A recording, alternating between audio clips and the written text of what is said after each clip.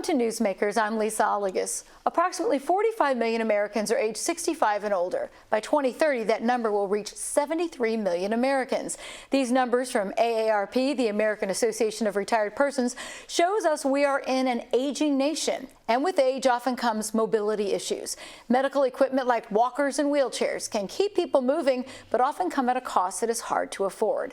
But a local charity exists to fill that need. In this edition of Newsmakers, we learn all about the Medical Loan Closet of Joplin. Joining us to get the conversation started is Nicole Watson, the founder, who is a registered nurse and a clinic nurse with consultant with Phoenix Home Care and Hospice.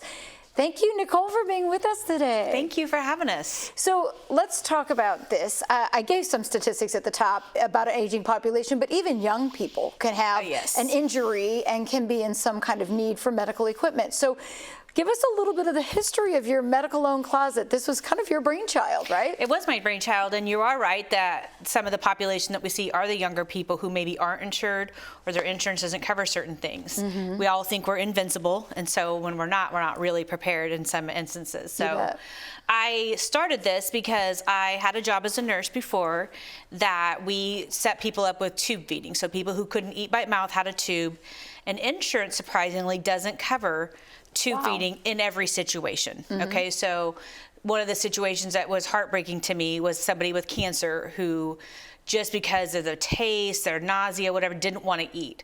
Well, Medicare doesn't recognize that as a long-term need because that is short-term, so didn't cover tube feeding. So people could get it, but they had to pay for it. And as you can imagine, in a situation where you're dealing with cancer and all the things, even $300 to $400 a month is very difficult. So I just said to a colleague, like, how do we help these people? I feel horrible telling people that we can't help them, you know? And so she said to send them to our loan closet. And I, of course, asked what that was. And she was in Wichita, and Wichita had one. And I thought, that is so cool that somebody here should do that. Like, never intending that somebody to be me. And so... but you made it happen. Yes. So I just, after a couple, honestly, 2 to 3 years of sitting on it, hoping that somebody else would do it, I talked with discharge planners at the hospitals to find out if there was a need for something like this in our area. They're like, absolutely. So I had the calling to myself that I needed to start it. And so I started it in my garage in the fall of 2020. And so I started with my first Facebook that I consider that I went viral, was shared 185 times. So I had people that I didn't know reaching out to me saying, hey, I have a walker, or hey, can I get this thing? And so I just started by taking things to the hospital with people who needed it. And then my mom started helping me like pick things up. And so it basically functions as people can donate something they've used. Yes. And then you repurpose it. Exactly. So we take what you can't use and give it to somebody who can. So I always tell people it's a twofold ministry, because when somebody does pass or they just don't need it anymore, they don't know what to do with that stuff. You bet. And some medical items are very large, you know what I mean? And so take up space. So it really kind of gives them like a sense of, hey, there's something meaningful I can do with this item, and it will go to somebody who needs it. Well, I mean, I had a hip and knee replacement, and you get a shower chair. And if you no longer need that, you're like, why? I spent money on it. I don't want to just throw it away. So you look for a place to go, and that's where you guys come in. One of the first things that was I've been a nurse for over 22 years, and so I really, for a long time, didn't know what was going on at home. Like, my experience was in the hospital and rehabs and things like that. So one of our first calls I remember was someone who hadn't had a shower in 4 months because they didn't have a shower chair. So something that seemed very basic to me, that you can't go get a $50, that doesn't seem like possible, but it was, right, for that person. So my eyes have been opened way more to what people can't do, and it affects their quality of life. You bet. And you mentioned ministry. This was at one time affiliated with your church, Grace Baptist. Yes, they were so kind that when I said, hey, can we use some space at the church, you know, to get this going, they were so kind and gracious. And so we started it there. We moved it from my house to the garage and outgrew that space and had to acquire a storage building. And then we also had to add the house that one of our church members donated to let us use. And now we also have things in a warehouse. So you're growing and evolving. So we have several small spaces. So what we're looking for is one bigger space so that we can operate out of one location. So the goal is to have a bigger warehouse or a big space. So that everything can be together. And so, because we don't want to turn down something that somebody wants to donate because we don't know what's coming up. Right. And then we have connected with an organization out of Fort Smith called The Cure. And they're a very large organization, and they ship overseas. So they make pretty frequent trips up here. So things that we're not able to find a home for, like super special items, or we have an abundance of, they come by and they pick it up and they take it to their ministry in Fort Smith, and then some instances ship it to other countries. So you started out sort of as a ministry, but you do want to be a charity. You're getting that status? Yes. We have applied recently. We have officially applied for the nonprofit status so that we will have, people can make donations and have a tax write-up for that. So we are in need of a bigger space and then some operational costs. So currently most of everything is just volunteer. I'm a volunteer for it, so it's at that point that we're being asked on a daily basis for equipment. People want us to be open more hours and want more stuff. And so just try to meet that demand. We're hoping that we can receive some donations to help us continue this ministry and not charge the people who need it. That's kind of at the heart of what I want is some people don't charge, but many people won't tell you that they can't pay. You know what I mean? They would rather say no than let you know they can't pay, thinking that we would give it to them anyway, right? Because that's something we went back and forth on. Wichita charges a little fee, right? I just had, my heart wouldn't let me do that because I just felt like somebody maybe wouldn't get what they needed if I told them that. Now people come in, plenty of people just make a small donation, and that's fantastic. We tell you can, but I don't want someone to not get something because they can't, and then have more issues because of that. So let's talk about, you said you've been growing. So what are some of the things that you might have and where is there a great demand? I would say the greatest demand is wheelchairs. Sometimes, if you have a long-term need for a wheelchair, many times that's covered by insurance, and then they have a program that you can replace those every so many years and your doctor can get it. Where we get is those short-term needs. So somebody fell and broke 2 legs, and they need a wheelchair. Or sometimes, and some of my favorite ones are super short, mom's knee gives out and she can't go on a college tour this weekend. So they wanted to borrow a wheelchair for the weekend so that she could go with her kid, things like that. So not everything's a big, like you might imagine, oh, why doesn't insurance cover it? Because there's a lot of things that maybe the insurance will cover it, but in that immediate meantime, it's not there. Or if it's a short-term need, it won't be covered at all. So I would say wheelchairs and then those walkers with seats. And then shower chairs, like you said, people who have a surgery that didn't realize ahead of time that they wouldn't be able to stand in the shower. Commodes, things like that. Or climb over the tub. Or climb over the tub, that shower bench. There's so many things that can make your recovery so much better if you have the right equipment. And you work at Phoenix Home Care. Yes. Tell us, you probably see the needs. Are there dangers to not having some of this equipment in the home? Absolutely. One of the things that's a big need is a Hoyer lift, So let's pretend like somebody falls. For those of us who don't know, what's a Hoyer lift? Okay. A Hoyer lift is either electrical or manual lift that has like a sling that if someone has fallen, and this isn't typically what it's for, like you can transfer somebody from a bed to a chair, but if somebody falls at home and nobody can get them up safely, a sling would go over and it has like a contraption that kind of lifts them up and would sit there. So sometimes it saves people calling from the fire department, because sometimes those are, again, short-term needs that somebody, if you need something like that, it's like $1,500 to $2,000. And I don't know what the criteria would be for that. But, shower chairs, people not, slipping in the shower because they don't have the right equipment, people trying to walk around because they don't have a walker. There's a lot of things. We always have heard that falls are one of the worst things to happen. You break a hip and then people can go downhill. So you're trying to prevent that. Or if they've had a fall, how they can recover faster. Yes, if they have the right equipment. Sometimes it's just a reacher too. Some people bring us their reachers because they fell trying to grab something because they didn't get a reacher, It's a little tool, but it's something that some people just might not want to buy. So with my job, fortunately, I have connections in the medical equipment company, industry. Right. So they're fantastic to work with. Health Essentials, Apria, they work with us. And so if somebody can get it through the insurance, I always advise that. That way they have a support team, they have it delivered, those kind of things. Yeah. But I also have learned what's covered and what's not.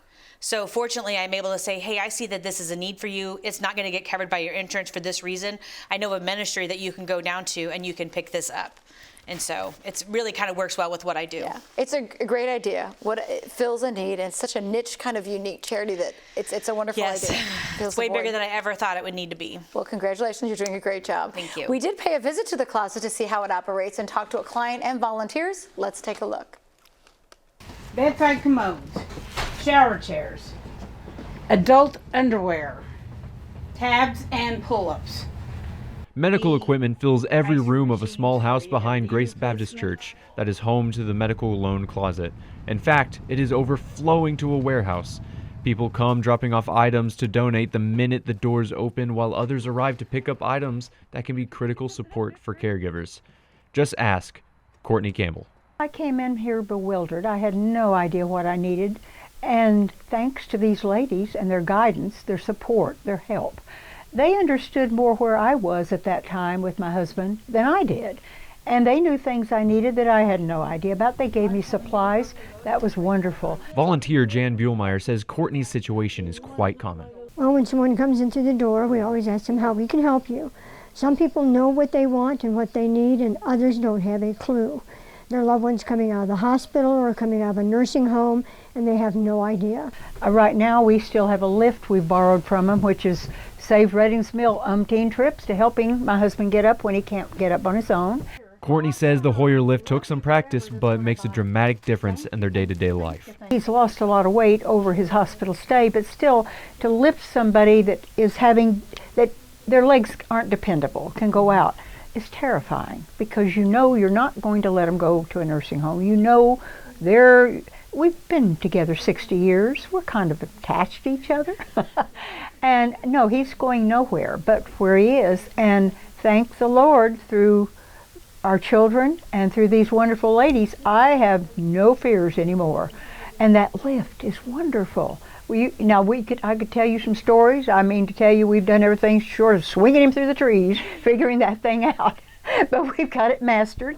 And when if his legs fail him, we can get him back up. Jan always takes time to explain how to use the equipment. Your own toilet too. You just put your seat up and then put this up, and then you can take the bucket out of it and it goes in the toilet. Okay. Or if you had a regular shower, it fits in the regular shower. There's also a closet with crutches, canes, and boots. Shelves with every kind of bandage. Janice is checking out the stuff that we get just to make sure that it works. We try not to give anybody anything that doesn't work, but it doesn't always work. We'll try it. We have all kinds of braces, back braces, ankle braces, knee braces, wrist braces, neck braces. We have everything like that. We have all kinds of bandage supplies, wound care supplies. We have wound care cleanser, creams, and things like that. Gloves, dental supplies, pull-ups, and tabs. Tabs are the kind like baby diapers. Those are good for people who are bedridden, because you can roll it under them, put it on that way, because it's hard to scoot it on them. Slipper socks, robes, washable bed pads, wedges. This is specifically for someone who's had a stroke. You can use it on either side. Gives them a little bit more support. And then we have wheelchairs of all different sizes. We have bariatric, which is for larger people. We have walkers that are also bariatric, and then just regular walkers also. We have the transfer chairs, which is different from a wheelchair. Wheelchair has the big wheels. Transfer chair has 4 smaller wheels. It doesn't have the big wheels, and the person can't propel themselves. They need somebody to push them. So that's to transport somebody from like home to the doctor, hospital visit, or wherever they need to go. Somebody who can't move themselves about. And then if we need to know the size of doorways in your home, it makes a difference in the chair going through the door. I just recently had that experience myself, and the doors in the houses nowadays are not the proper size they need to be. So you kind of tear up your door frame a little bit. And it's nice to know how much the person weighs and how tall they are, because not all wheelchairs are the same. Some are deeper, so that's for a taller person. If they're shallower, they're for a shorter person. And then you need to know about how heavy they are, so you can get a chair that actually holds their weight. But volunteers and clients alike say it's not just about getting things. But the best thing that they gave me was the support, the understanding, that they really let me know that I wasn't alone, that I'm right there. This is, you know, and they can help, and I just felt uplifted leaving here. I felt I can do this. It's going to be okay now. I know it. Just somebody to talk to. Some that have loved ones that, you know, are coming home on hospice that are, you know, going to die at home, and that's rough for them. I've been in that boat on many occasions with my family, and that's hard on family when you don't have somebody to talk to. And when you're elderly, sometimes they just want to talk to you. So you walk them out to the car, take their things out for them like we do for everybody, and then they'll just want to talk. Sometimes, you know, we pray with them because that's what they need, and they really feel a lot better when they leave here. I've come here on the excuse just to talk to them. Wonderful ministry. It's not a job. It's an honor to be able to serve people like that. It's very rewarding to be able to serve people who can't either afford it, you know, or they just don't know what they need. This whole process is amazing for Joplin to have. I had no idea that this existed until a friend of mine recommended it, and I just have found kinship here and support that's worth gold. Volunteers are proud of the medical loan closet's success, but it's outgrowing this space and they're looking for a new and bigger home in 2024. They're hoping individuals and families will donate $24 each in 2024 to facilitate the charity's growth. For Newsmakers, I'm Peyton Alley.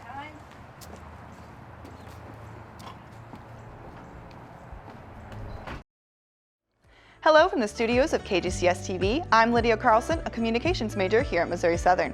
We're making lots of changes to modernize the TV station and bring you better quality video and content. But we need your help.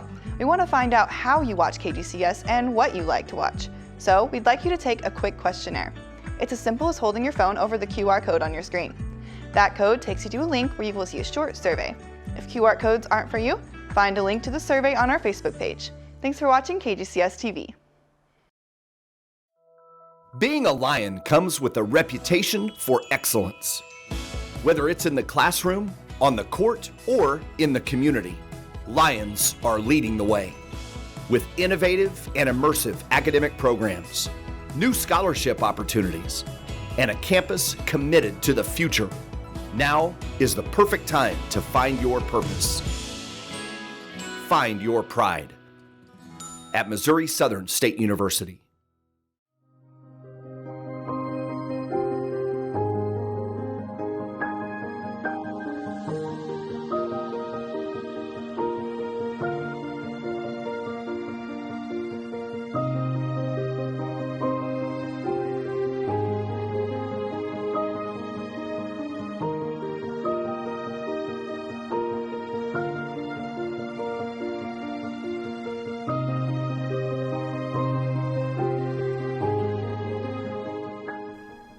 We're back and talking about the Medical Loan Closet of Joplin. Joining our conversation now are Terry Heaters, Supervisor of Operations at the Medical Loan Closet of Joplin, and TJ Beck with Phoenix Home Care, who has delivered equipment to clients in need. Terry and TJ, thank you for being here. Thank you for having us. Terry, how long have you been involved with the Medical Loan Closet? Since day one, pretty much, since 2020. So it's becoming possibly a full-blown charity. What do you think is the most important aspect of this ministry and its mission? How much that we help people. How much we help people. God is so much in this mission that it's unreal. I mean, we have a request for something, we don't have it, and I kid you not, it can show up the next day, it can show up 20 minutes later. Happens, every volunteer can tell you that they've all had stories of things that have just showed up when we needed it. You said you've seen demand grow quite a bit. Yes, ma'am. How much? A lot? Oh, my stars. We serve, right now, we serve anywhere from 80 to 90 people every day. That's amazing. Every month. Every month. Yes. And we loan out probably 200 pieces of equipment every month. That's a lot coming and going. It is. It is. A lot of people coming and going. Yeah. It's amazing. So TJ, we talked in our story with Courtney Campbell about her experience at the closet, and tell us how it impacts the clients that you see. Tell us what you do and how you actually have delivered some of the things in need. Well, so when I do my admissions with the clients, helping them to identify, any kind of needs for durable medical equipment, and maybe they need that shower chair to get in and out of the shower safely. Maybe they need that Hoyer lift to be able to transfer safely. And so it's so impactful, and there's such a relief when, you discuss, well, there's this place called the Medical Loan Closet. A lot of the times the folks we serve, they can't afford anything additional out of pocket. They need that Hoyer lift. The caregivers that, we employ to go out and take care of our clients, they need that durable medical equipment to help them safely in their homes. And so it's a huge relief to the folks that we go out to, and I never thought about it from the caregiver perspective. I mean, their job is so much harder if you don't have some of those tools, right? Yeah, absolutely. And caregivers, they're limited to a maximum 50 pounds, and so the Hoyer lift helps offset that. You can't deadlift somebody that's potentially dangerous for the caregiver, for the client. So it's a huge help to bring these pieces of equipment into the home so they can stay in their homes. Yeah. And quite often family members are those caregivers, and they're probably not as trained even to do some of this. So having that extra equipment can make a big difference. Yep. What are some of the other items that you've brought to people that, it might have been a simple need that they didn't realize that they needed? Wheelchairs, walkers, shower chair, just those simple items, even a bed, even a railing that you would put on the side of your bed to be able to help pull yourself up and out of your bed safely. Anything, even a shower grab bar, to be able to, for the client to be able to have something to hold on to, even just to step in and out of the shower safely. It's those little things that make a huge impact, and it helps avoid future, falls. A lot of it is about, how can we prevent this individual from falling again? A lot of the times, because that's a big factor, is falling in your home. You bet. How long does someone typically need this kind of equipment? I mean, obviously a grab bar, you can install it, but when it comes to a wheelchair, do people use it short term, long term? Once they get it, can they have it as long as they need it? Absolutely. We do not put a time limit on anything, because we understand that there isn't. Some people don't heal as fast as they had anticipated, or it didn't go as well as they anticipated. There is no timeline on our equipment. That's great. Yes. So talk to me about the day-to-day operations, because that's your purview, right?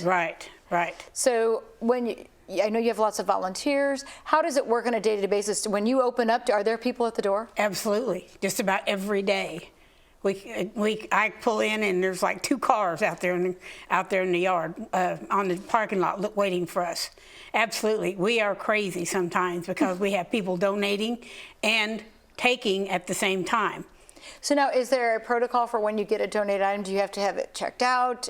We do all that. Mm-hmm. We just take it, and then we check it out, sanitize it, and make sure that it works okay before. Sometimes we don't even have a chance to do that, like wheelchairs. I mean, we've had them come in and literally go back out the door for someone else. Need them. There's such a demand. Such a demand. Wow. So are you glad to be possibly moving operations to a bigger space? I mean, is it crowded where you're currently operating? You have no idea. Besides the fact that we're located in 2 or 3 different places, because I manage the equipment, so I have to meet them where the warehouse is, as opposed to bringing it to the closet. So, how important are the donations? I mean, is that what it's all about? Absolutely. It is all about the donations of the equipment and stuff. And when people bring that in, what's their reaction? I mean, is it good for them when they donate? Oh, absolutely. Even if it's something that we can't use personally or at the closet, it makes them feel good that they are passing it on. Because even if we don't use it in none of our clients, we have, like the Cure that Nicole talked about, can take it, and they ship to 18 different countries. They are thrilled to get anything that we can send them. Yeah. TJ, if you could, I mean, you've seen these people's faces. What is it like? What's the reaction when they get something like this? If you could share for folks who might be watching about, hey, why you would want to give and why you'd want to help a ministry like this. I mean, what Their would you say to reactions, folks? Well, you know, when you bring a piece of equipment into a home, if they're needing, if it's just something as simple as a shower chair or a grab bar, it's instant relief, especially for you know, family members of their loved one that are in need of this piece of equipment. It's absolute relief. It's, you know, thank you so much. You know, just this is going to help mom out so much. You don't even know. And so, and that's a great feeling to be able to tell these individuals, you know, hey, I know of a place, don't worry, you know, let's go see what the loan closet has. And a lot of the times they always have what you're needing. Yeah. Terry, I mean, I'm sure you've had some stories. Tell us some stories of folks who come in, it was like, oh, I needed this, and you had it. I mean, what are the families when they come in looking? Well, we have a lot of caregivers that tell a caregiver story. We got something donated sitting on the front porch in a box, a transfer pole. Never seen one before, didn't know what it did. It went from ceiling to floor, but didn't know what it was. So that was on a Tuesday. On Thursday, I got text by a health worker that said, hey, do you have a transfer pole? I said, send me a picture, because I'm not sure what that is. And it was exactly what had been sitting on the front porch. So never seen one before, and they come and got it the following Tuesday. So it's amazing that demand comes in and it somehow you seems have to be filled. no idea of how that comes. We had 4 lift chairs. Someone called me and we had donated, someone had reserved all of them, and they really needed one for their dad.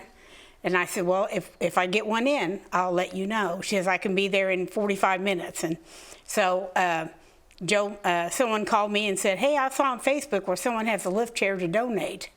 I can go pick it up if you need to. I said, wait. I said, get their phone number. So I connected the 2 people together, and the one person that needed it lived in Columbus, and she was going to drive to Joplin to get it, and the person that was donating, the person that needed it was in Chautauqua, and the person that was donating was in Columbus. So instead of having to drive to Joplin, they drove 15 miles from Chautauqua to Columbus. And made the match. And made a match that same day. She called me that morning, and that happened by that afternoon. I mean, that's just one of hundreds of stories that me and the volunteers can tell you. And I think part of it is just maybe just getting the word out. I mean, Absolutely. You're just kind of facilitating. There's a need, and someone can fulfill that need. Right. And people just don't realize, what do I do with this thing that I have left over? Exactly. Fortunately, the word is getting out pretty well by the nursing homes and the social workers and stuff like this. But what our thing is that no one knows that they need us until they need us. Yeah. They don't remember or know what we are until they need us. That's the thing. Well, let's make sure everybody knows the Medical Loan Closet of Joplin, and you have a Facebook page. Yes, ma'am. And then you also have a phone number that we can give out as well. 417-986-3131. All right. Well, thank you both for sharing all your experiences and for being here and telling us all about it. Thank you, dear.